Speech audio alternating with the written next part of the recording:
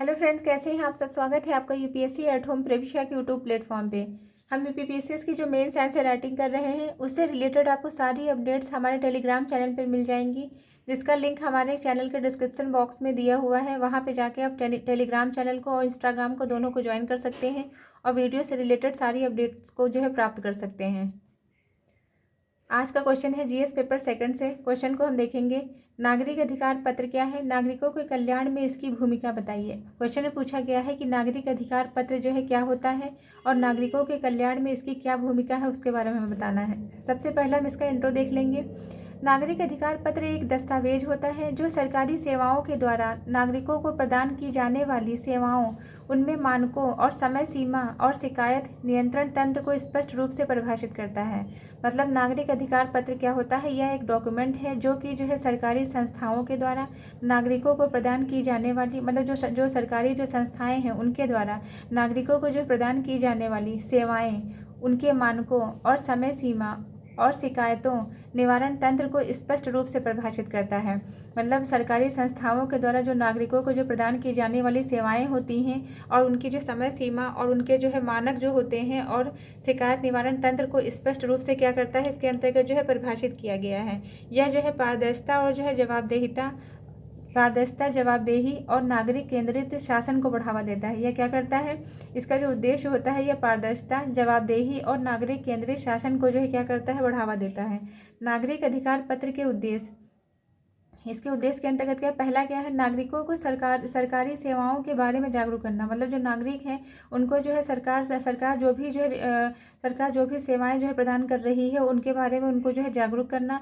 दूसरा क्या है, सेवा प्रदाताओं और नागरिक के बीच जो है अपेक्षाओं को स्पष्ट करना। सेवा प्रदाताओं के बीच में और नागरिक के बीच में जो है अपेक्षाओं को जो है स्पष्ट करना।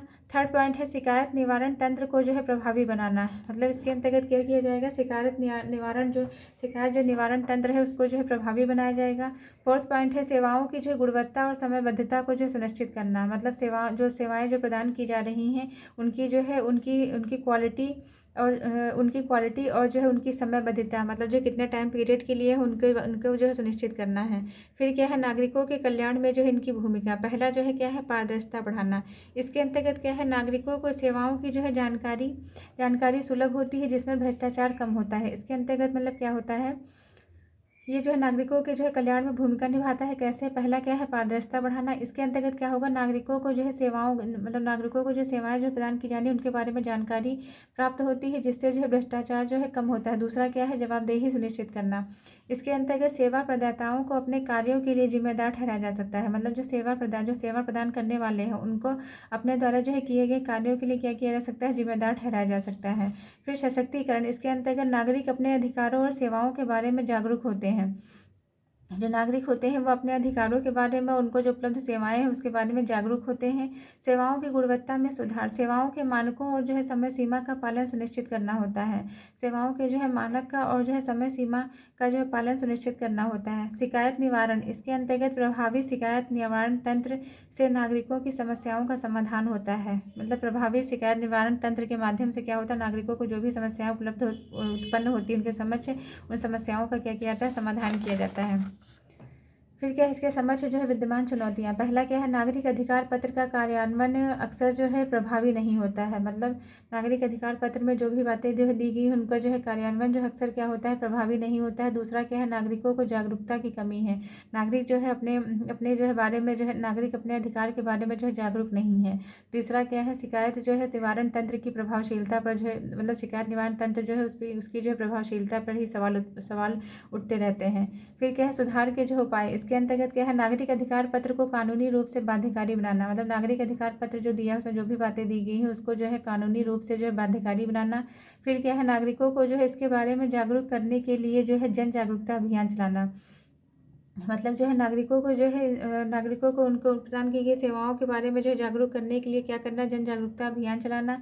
शिकायत निवारण तंत्र को अधिक जो है प्रभावशाली और पारदर्शी बनाना।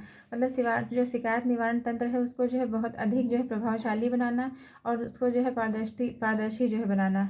ये हमारा जो है ये क्वेश्चन का जो है मेन बॉडी का पार्ट कंप्लीट होता है। अब इसका कंक्लूजन देख लेंगे। नागरिक अधिकार पत्र नागरिकों के कल्याण में महत्वपूर्ण भूमिका निभाता है, लेकिन इसके जो है प्रभावी कार्यान्वयन और जागरूकता के लिए सुधार की आवश्यकता है। मतलब नागरिक अधिकार पत्र जो है क्या है, वह नागरिकों के कल्याण के लिए जो है महत्वपूर्ण भूमिका निभाता है, लेकिन जो है इसके प्रभावी कार्यान्वयन एवं जागरूकता के लिए जो है इसके जो प्रभावी रूप से इसको कार्यान्वित करने के लिए और उसको जो है और जागरूकता के लिए इसमें बहुत से जो है सुधार किए जाने की आवश्यकता है। और पारदर्शिता,